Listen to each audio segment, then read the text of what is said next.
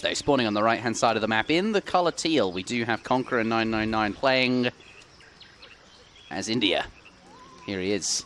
Again, on Bengal, we saw India on the last game here. India defeated Russia quite convincingly. But Mitoe saying apparently that Japan, here we have on the left-hand side of the map, in the color orange, ageofkiller, aka Breeze Brothers. This is apparently a favored matchup for Japan, I think so, yeah. Okay. Also, just like to, we'll get into that later, but just want to point out it's a coin start for both civs, which is equally bad for both of them. Normally, I think in a lot of matchups, which is one of the problems with Japan and India in general, is that in a lot of matchups, the coin start is just really unfavorable for them. It hurts them a lot more than it does other civs. But in this particular instance, it's actually going to be about the same. So that's just an interesting little nuance to point out. Oh. But yeah, I actually do quite like the matchup for Japan, just because I feel like Japan, they struggle a lot against early aggression, and India definitely can be aggressive early, but they can't just like flood units under your town center and just stay there forever, right? As like some other civs like Russia or Aztec can. So they have to be a little bit more controlled with how they approach being aggressive towards Japan. And later on, Japan sort of keeps up with India's economy, sometimes even surpasses it, and then just has some really strong units that India struggles to deal with. And the camels, unfortunately, are the units that India sort of specializes in the later stages of Colonial, and they're not particularly good against Japanese units. So Japanese upgrades just end up being more relevant, and that was a really long-winded explanation for why I think this matchup is slightly Japan favored. But it definitely still can still go either way. It's not 100% guaranteed win for Japan or anything like that. Right, I'm just sort of pathing around the map, looking at the treasures, looking at what's sort of interesting. 100 food here on the side, and 50 coin just kind of nearby. Lots of coin treasures, another 50 coin on Bengal, 30 food. Mostly guarded by tigers, quite strong guardians there. No 90 wood treasure, though, on this map that, can spawn. 80 coin there. A lot of sort of big, medium... What do I mean, big, medium? Sort of good, medium-sized treasures. Yep, for sure, and both very helpful for these civs. Looks like it's going to be 300 wood coming from ageofkiller, also known as Breeze. There it is. And that's basically just going to help him build some additional shrines, get some extra population space, and he'll be a little bit more set up for dealing with any early aggression that India might go for. He could also look to build those shrines in the middle of the map, actually, which is where his monks are heading right now. And that could sort of help him restrict the possible placements for an agra fort. That's very interesting, yeah.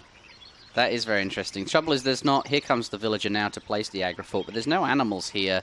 And the agra fort, by the looks of it's going to go... looks like he is probably going to get that down just fine, as the monk's probably not going to be able to stop that. There it is. So thankfully for Conqueror, he does be just fine there. But yeah, I'm not sure if that was exactly what the plan was from ageofkiller, but if it was, then I really like that, to send the 300 wood and then send both monks to the middle, just drop the shrines in the only spots that the agra could be placed. Could be pretty strong for sure and help you mitigate one of your only weaknesses, which is sort of your weakness against early pressure. Right.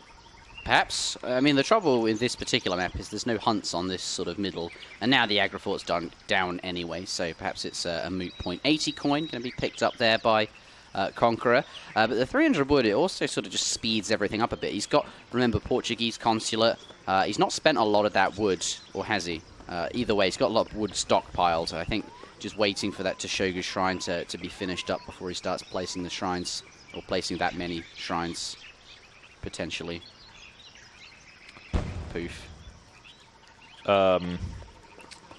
Yeah, looks like there's some shrines going up back at home, but it's not going to be a super hard shrine boom anyway, just because of that 300 wood. He doesn't have Heavenly Kami or anything for those additional discounts hold and on stuff. A moment. The shrine doesn't actually... It doesn't matter if you wait for the shrine to be up. No, you might as well just place them. Doesn't really, I think I was thinking of Heavenly Kami, actually. But anyway, going to be dropping down some walls as well, Yep. back at the Japanese base. There they are. So going to be fully prepared for any type of sepoy rush.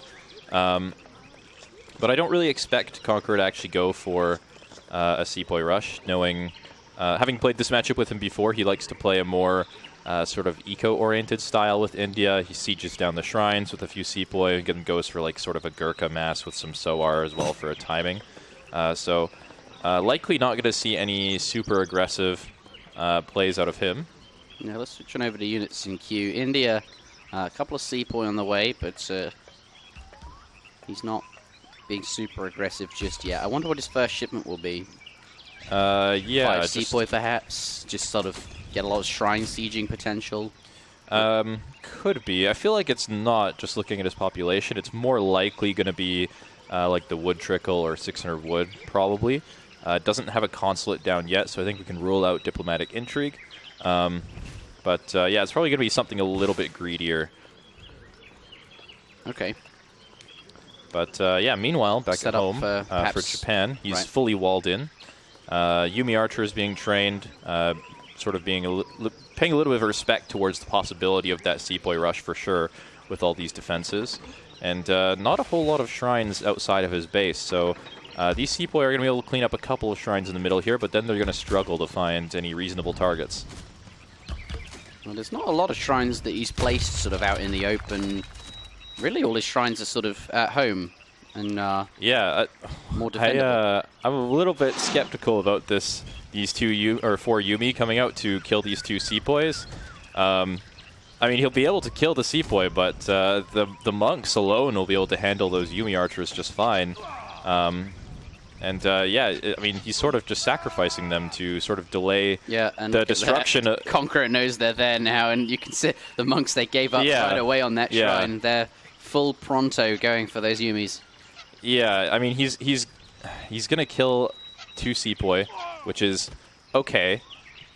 And he'll delay the death of this shrine for a little bit, but this shrine is really not that valuable. It's got 0 animals on it. It's only giving him 0.15 coin per second, which is almost nothing. So I'm not sure that was the right thing to do, but it is actually going to be buying him a lot of time. It is, and maybe he can kill a couple of Sepoy here before his units go down. If he does, then it's actually maybe kind of worth it. It looks like he is going to get at least a 3rd one. Definitely not going to get a 4th one. He's trying to pull it back because he could heal it with the monks later, but doesn't get away. So 3 Sepoy for 3 Yumi, 4 Yumi. Yeah, for 4 Yumi, and does delay the destruction of a couple of shrines for a little bit. I guess that's an okay trade. Yeah, it doesn't seem terrible.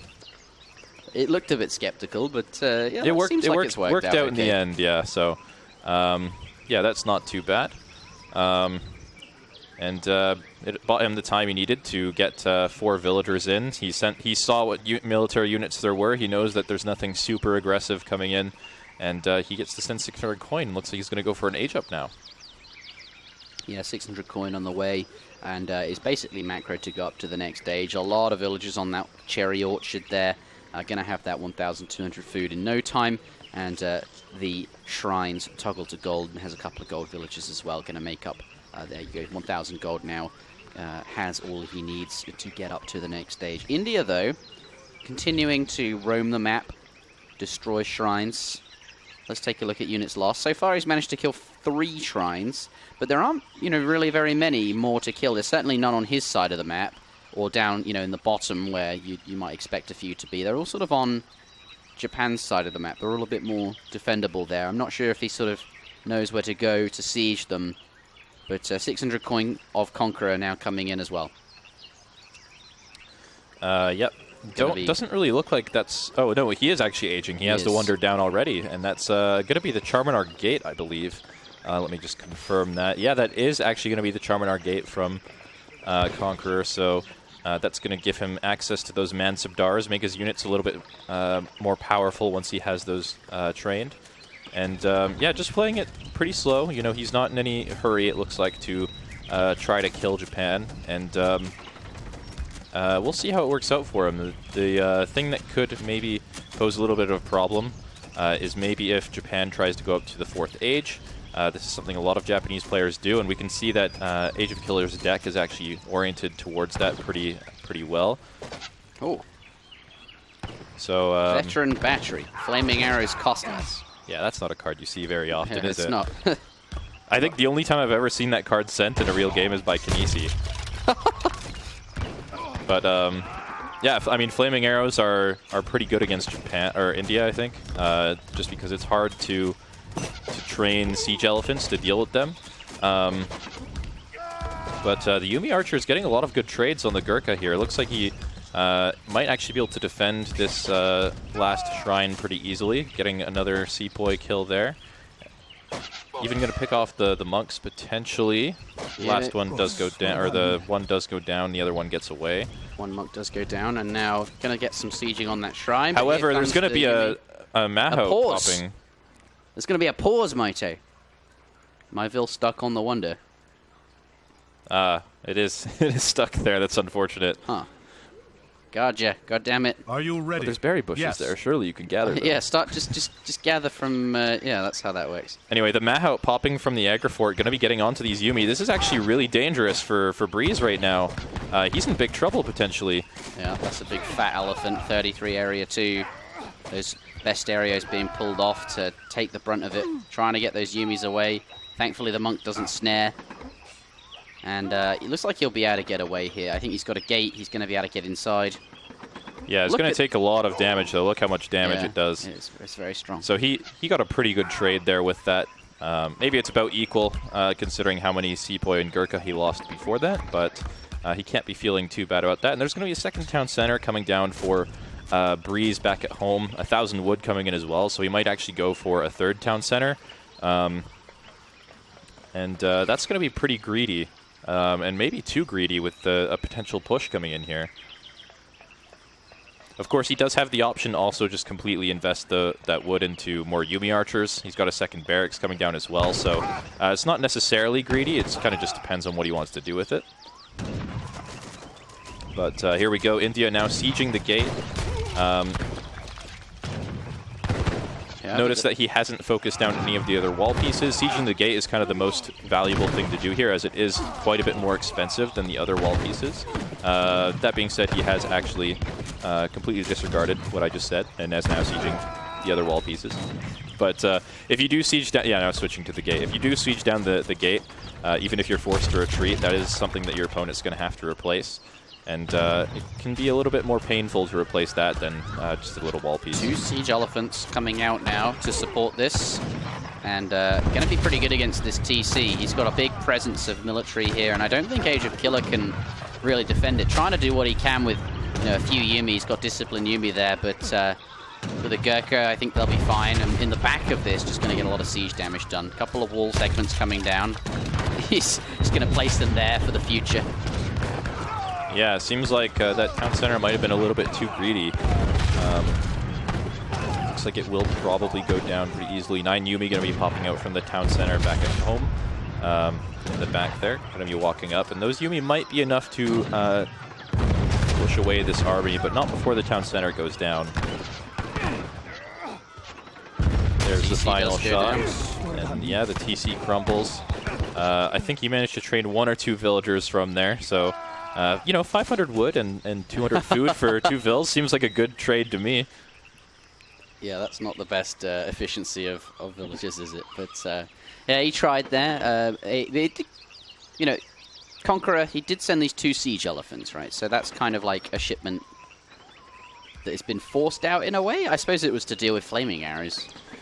Well, they seem okay anyway, right? I mean, they don't contribute much to the fights unless ageofkiller actually does go for flaming arrows, but they can apply a lot of pressure to the buildings, like the wonders and town centers and stuff like that, while these Gurkha are trading with the Yumi here. So they're definitely okay as long as he doesn't lose them. And they've already sort of paid off for him, having killed that town center. Mahout does go down.